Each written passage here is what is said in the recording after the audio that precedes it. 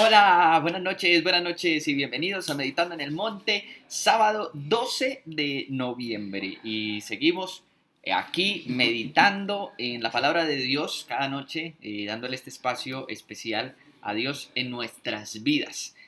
Sábado de fin de semana largo de descansar, fue el lunes festivo otra vez y vamos a orar y a darle gracias a Dios también por el descanso. Así que los voy a invitar en esta noche de sábado a que me acompañen a orar y que hagamos la meditación que tenemos para esta noche.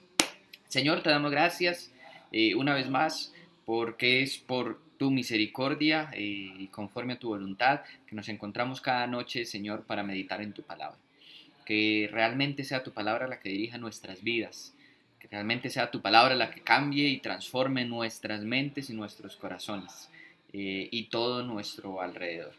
Por eso te pedimos en esta noche que tu palabra tenga un poder especial en nuestras vidas, en esta noche para cambiar, para convencer, para transformar. Bendícenos, te lo pedimos en el nombre de Jesús. Amén. Bueno, la meditación de esta noche es una historia de Moisés. Está en Éxodo, en el capítulo 18. Éxodo es el libro que narra la salida del pueblo de Israel. A través de Moisés, que fue escogido por Dios para esta tarea, llegan las plagas a Egipto y finalmente el faraón decide liberar al pueblo de Israel. Y vamos a meditar en el capítulo 18 porque precisamente este personaje de Moisés pues tuvo una tarea grande en Egipto, delante del faraón, con las plagas y todo, representando a Dios y pidiéndole al faraón que dejara salir al pueblo. Pero ya una vez que han salido, en el capítulo 15, capítulo 14 y 15, y ahorita acabamos a leer el 18, una vez que han salido, el trabajo de Moisés no para, el trabajo de Moisés no se detiene. Y entonces para ese trabajo que iba a ser muy fuerte, en el libro de Números, es donde más vamos a notar lo difícil que fue el trabajo de Moisés. Pero preparando para ese trabajo difícil, Moisés recibe una visita especial, que es la visita de su suegro Jetro, o Jetro. Les voy a leer el capítulo 18, les voy a leer los primeros 4 versículos de Éxodo. Dice así: todo lo que Dios había hecho por Moisés y por su pueblo, y la manera como el Señor había sacado a Israel de Egipto, llegó a oídos de Jetro, sacerdote de Madián y suegro de Moisés. Cuando Moisés despidió a Séfora, su esposa, Jetro la recibió a ella y a sus 2 hijos. Uno de ellos se llamaba Gersón, porque Moisés dijo: soy un extranjero en tierra extraña. Y el otro se llamaba Eliezer, porque dijo: el Dios de mi padre ayudó y me salvó de la espada del faraón. Jetro entonces fue al desierto para ver a Moisés, que estaba acampando junto a la montaña de Dios. Lo acompañaban la esposa y los hijos de Moisés. Jetro le había avisado: yo, tu suegro Jetro, voy a verte, me acompañan tu esposa y tus 2 hijos.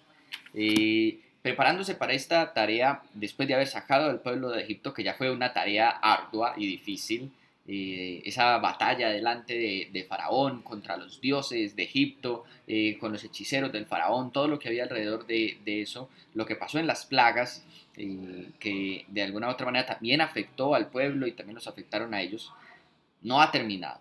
Llegan al desierto, llegan al desierto, van a ir rumbo al monte Sinaí, y Moisés tiene un trabajo difícil, porque ahora Moisés, de la noche a la mañana, de un momento a otro, se ha convertido en el gobernador de toda esta gente, que eran esclavos en Egipto, es muchísima gente, y Moisés los atiende a todos en su carpa y soluciona los conflictos.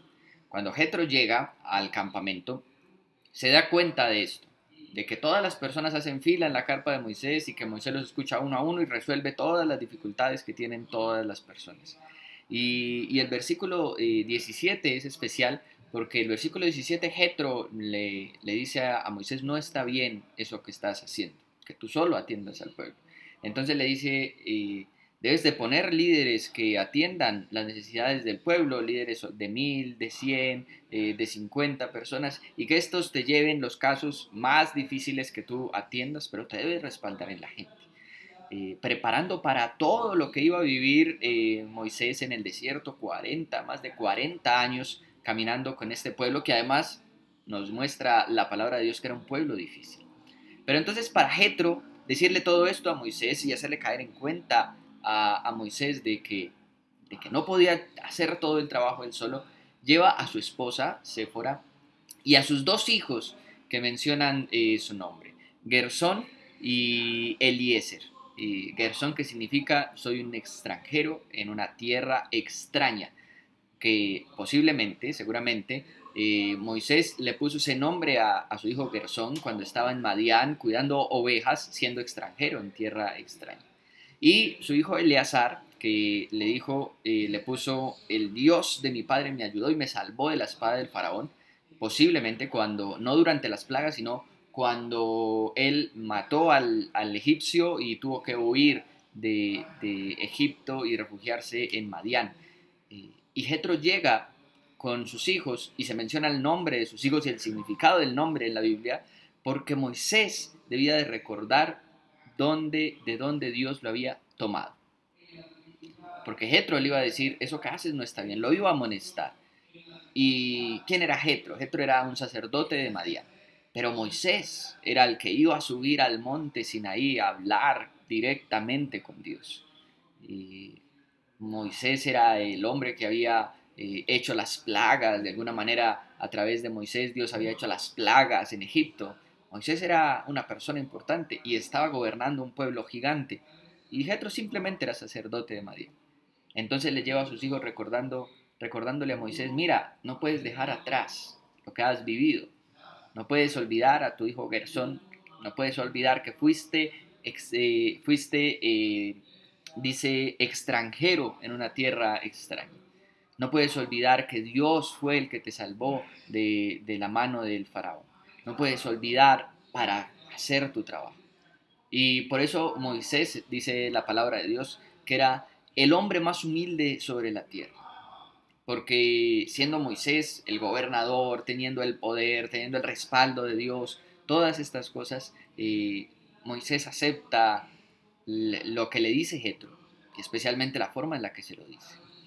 Parte de la humildad de Moisés consistía en no olvidar qué era lo que Dios había hecho por él y de dónde Dios lo había sacado.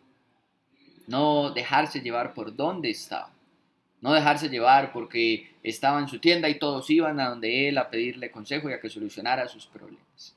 No dejándose llevar porque él era el que subía al monte a hablar directamente cara a cara con Dios, sino recordando siempre de dónde venía él. Entonces, cuando se presentan las dificultades, como les comenté, en el libro de Números va a ser más específica todas las dificultades que tiene que enfrentar Moisés. Cuando se enfrenta a las dificultades, a Miriam y a su hermano Aarón hablando acerca de que por qué él tenía que ser el que liderara, cuando Coré y toda su familia se levantan en contra también de su liderazgo, es Moisés el que intercede por ellos, es Moisés el que le ora a Dios una y otra vez que perdone al pueblo, que intercede por ellos, y habla la humildad de Moisés.